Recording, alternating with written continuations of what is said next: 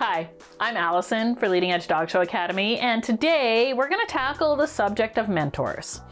So personally, I was really fortunate to have grown up in a time where there was the heyday of dog shows and mentorship and things like that out there, right? Lots of breeders went to shows. Breeders are breeding more dogs than typically they are today, and they would go to the shows even if they didn't show the dogs themselves. They typically sat there and watched their dogs being shown. And we really don't know why there are less mentorship opportunities out there.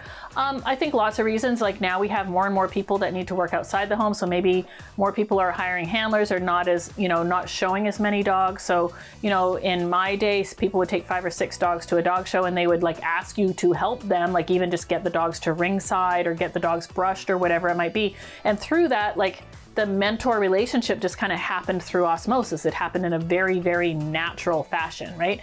In my case, I was very young. My parents got a show dog, and the people that we bought it from, they wanted to show it, and so they would tell us where to bring it, and my mom would bath and dry our Afghan and take it to the show. And it just so happened that their daughters were, about 10 years older than me, so they had just aged out of junior handling, and I was just at the age to get into junior handling, so I was their pet project, right? And I'm so lucky to still know that family today and still have a relationship with them. And I just think that I was really fortunate. And then through that relationship with them, other dog show people, I would offer to help walk their dogs or hold their dogs at ringside. And through that, I got mentored by them as well. So my mentorship came in many different facets.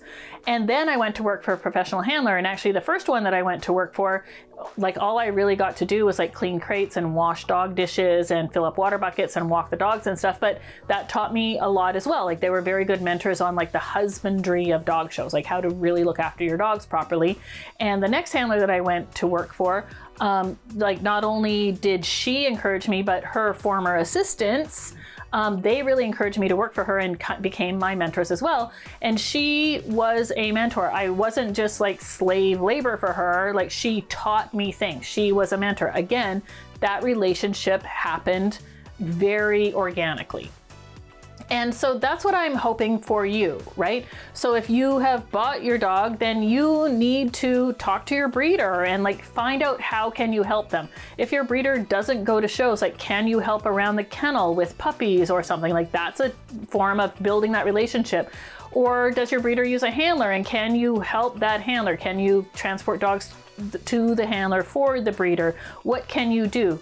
When you go to dog shows, can you talk to other breeders or handlers or even other exhibitors and build that relationship? And so one thing that I want you to think about is that if you ask 10 different people at a dog show the exact same question, you're probably going to get 20 different answers, right? And that can be very confusing and challenging, especially in the beginning when you're trying to build that kind of mentor relationship, right? So you kind of have to pick somebody whose dogs you really admire. Hopefully it's a breeder, or maybe somebody that your breeder has mentored in the past that's doing really well in the show ring or in the whelping box, whatever that may be. And maybe you can develop a relationship through them. But it has to be somebody that you admire, right? Everybody is going to offer you advice, and some of that advice you just shouldn't take. I've had a person that bought a puppy that I bred, and I asked her why she did a few things to its trim that I think are detrimental to the dog. And they said, well, so-and-so told me to do it. And I said, oh, do you really like how their dogs look? Because we all have different opinions, right? If she really likes how that person's dogs look, it would make sense to me that she took that person's advice. But she said, no, I don't really like the haircuts on her dogs. And I said, well, then why did you agree to get help from her, right? Those two things don't go hand in hand. I've had lots of people offer to help me who, even if they have different breeds, I've admired the condition of their breeds and how they're trimmed and presented. And so if those people offer me help, I take that and I see if it does apply to my situation. But the people who I don't agree with how they trim their dogs, no matter what breed, I'm not going to take their advice, right? So that's what I want to say. That mentorship relationship should grow kind of organically. It should work both ways. You should be able to ask questions and get honest, unbiased answers. Now, the problem when finding a mentor is sometimes you don't like that answer, right? Some of us want the answer to be, nope, you're doing everything perfectly, continue on. But really, it cannot be that way. An honest mentor is really just going to challenge you at times, challenge you to get better, give you examples of how you can get better. So I really hope that you can find this kind of mentoring relationship.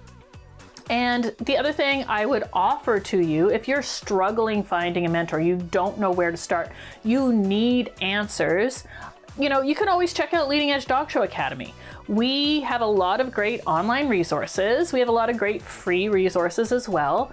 And you can check out what we have. You can join our tribe, our community, and you're kind of even getting more than one mentor at that point.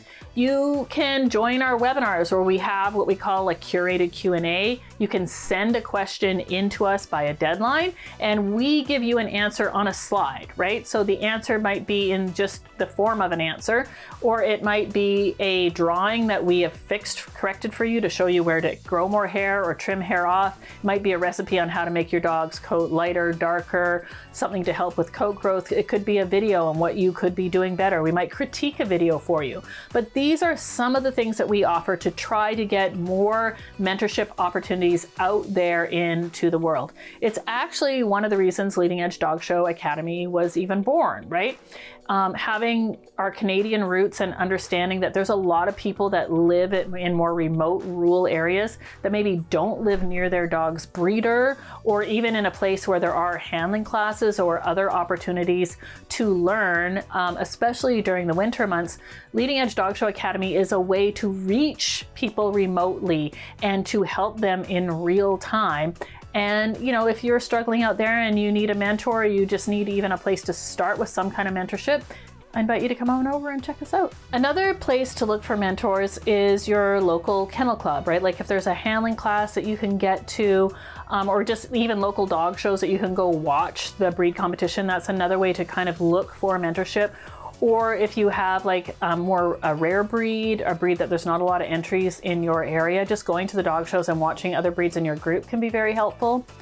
And, I have to say that, yes, I was very lucky with my mentorship experience, but you don't have to be a kid in junior handling to get a mentor, right? So we have a lot of people joining dog shows and getting into dog shows. A lot of people that are like empty nesters, or at the very least their kids are past the point of needing a drive to like ballet, soccer, baseball, hockey, whatever it might be. And now you are ready to spend some time and your own money on your own things like going to a dog show. There's lots and lots of room for adults to get mentorship as well. And just like training an older dog is sometimes easier than training a puppy because you have more of an attention span, it's the same for adults, right? So I don't want you to ever despair that you're like too old for a mentor, or you can't go work for a handler or something like that. You can still help people at dog shows. You can still be mentored. You're probably just going to learn a lot faster than somebody that's younger that doesn't kind of have that capacity, right? So there is no age limit on when you can be a mentor, and also when you can be mentored by someone. So I hope that helps. Hey everyone, thanks for watching today's video. Please leave us a comment below, let us know what you thought, and as well, if you have any ideas for future content that you'd like to see, you can put them down there as well. You can head over to leadingedgedogshow.academy.com where you can find our free, premium, and subscription content, and we'd love to have you join us there. As well, don't forget to like and subscribe and turn on those notifications, that way you never miss another free video tutorial. That's it for today. Thanks for watching.